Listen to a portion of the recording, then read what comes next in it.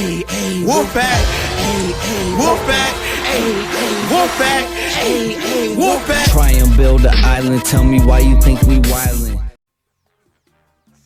What's going on, ladies and gentlemen? It's your host with the most, the best from the Midwest, the overweight lady lover, your husky heartthrob, your not so local super villain, your global icon and national treasure. Ladies want him. Men, they want to be him. Starks, aka Big Sexy, aka Hollywood Starks Hogan, aka Big Chowder, aka the dark skinned Dynamo, aka Go Grab the Bill, aka the Messiah of Maniacal Menagerie, aka Starksky Hutchinson, aka Big Papa Blunt, aka Chase Money, aka God Body, aka Wave Cap Warrior, aka Did the PayPal clear yet, baby? And I welcome you to the Fake Wolfpack Podcast, the number one, yes, the number one. Let me say it one more time for the motherfuckers in the back who can't seem to shut the fuck up when the real G is talking. The number one wrestling podcast. You ain't gotta go check no Google Analytics. You ain't gotta go ask Jeeves. You ain't gotta go do some other shit. I've done all the hard work for you. So, if you know how this goes, you know what today is. Today is a special show. It is the shit show. The shit show. Whoa. I think my favorite part about the shit show is getting able to sing that jingle.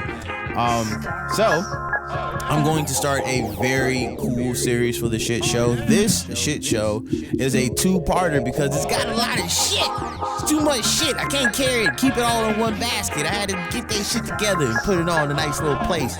So we're going to talk about TNA, the total non-stop action. Yeah, that's what it is. We're going to talk about them, TNA Impact. So we're going to talk about the rise and fall of TNA. So for this first segment, let's talk about its inception all the way from 2002 to, we'll stop at 2009. Cool.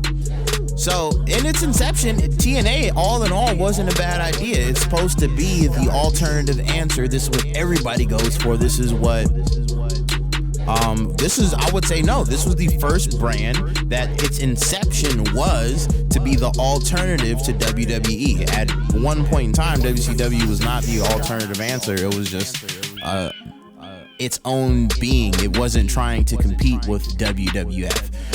Even within the Monday Night War, WCW was already there, so its mind state wasn't in an inception to be in an alternative answer because it was already a created thing. So, with that being said, it was in 2002. It was created by Jeff Jarrett and his father. So they went out and did some pay-per-view events, and the first events were live to get people to go there, and they were really nice, and it built up a cult following. Their fans were very, very loyal. TNA really didn't go northern. There was more of a southern exposure because they partnered up with the National Wrestling Alliance, and if you know them, they're real good, hearty southern fellers. So they got with them, they linked up, and they were just putting on really good shows. I think they got their first TV deal in 2005.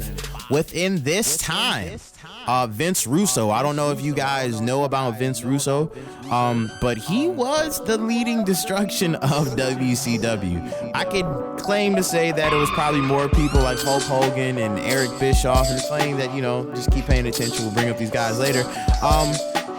But yes, these three characters, Vince Russo, Hulk Hogan, Eric Bischoff, and along with maybe a couple more people, is probably the reason why WCW started to fail with their selfish booking, arrogant ways, and not paying the roster how they needed to be paid. And that all happened in WCW. Well documented. Various people have talked about these things.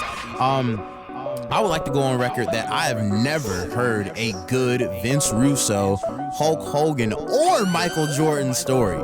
Ever. I've never heard anybody be like, oh man, these are great people, I love them, and just not say anything fucked up about them. It's always something bad. So with that being said, Vince Russo was involved from 2002 to 2004. He had a lot of bad matches. He did a lot of different bookings. He was the one who brought in all the older stars. In the first inception, where Jeff Jarrett was in charge of the booking, we got a lot of people over. That's where we got AJ Styles, we got R-Truth, we got Samoa Joe. He did a really good job with stacking in young talent for that roster and the proper booking to get them over and make their titles matter. So within that time period, Jeff Jarrett was going through some stuff. Vince Russo rose to power and started booking and doing different things. He brought in a lot of wrestlers from that WCW, ECW defunct and getting absorbed by WWF. Shouts out to all those three-letter corporations. So with that going on, you get a lot of people like Jeff Hardy, D'Lo Brown, fucking Booker T.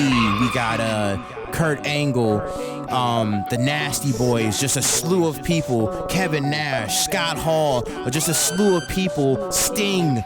This was the first place Sting made his appearance since the WCW defunct. So all these people got booked and signed on for Impact Wrestling. Impact was doing great. They had, I'll say this once again, a lot of good stars. Samoa Joe, his rise to fame was in Impact.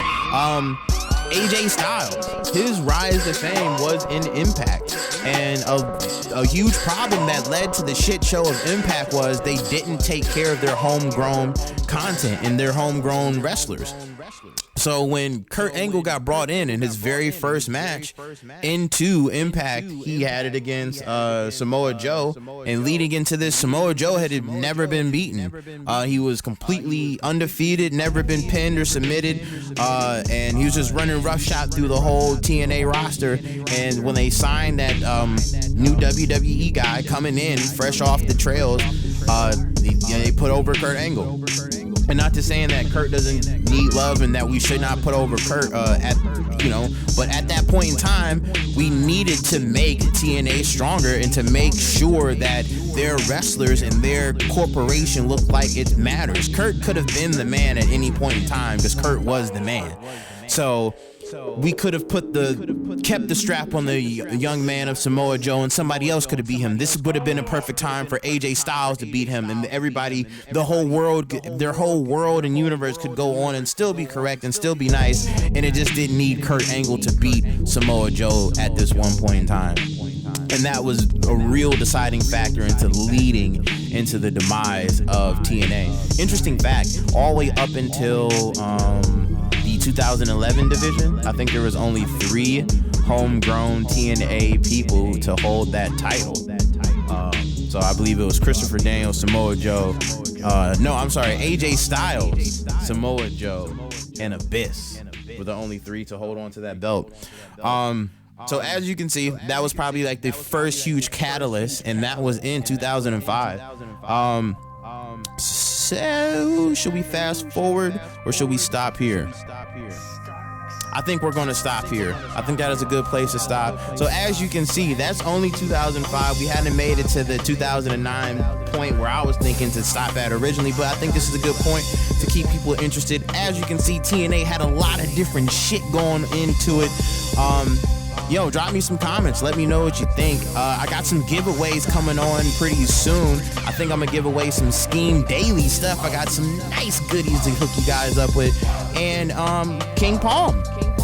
Nice to say that we got a new partnership, and I should be giving away some King Palm stuff. So look for an official drop and everything like that. My name is Starks. This has been another lovely edition of the Fake Wolfpack Podcast. You can follow me at villain_Starks, STARKKS, and you can follow the podcast and myself on all platforms at FKE Wolfpack, PACT, Fake Wolfpack, all one word. I'm Starks. Peace.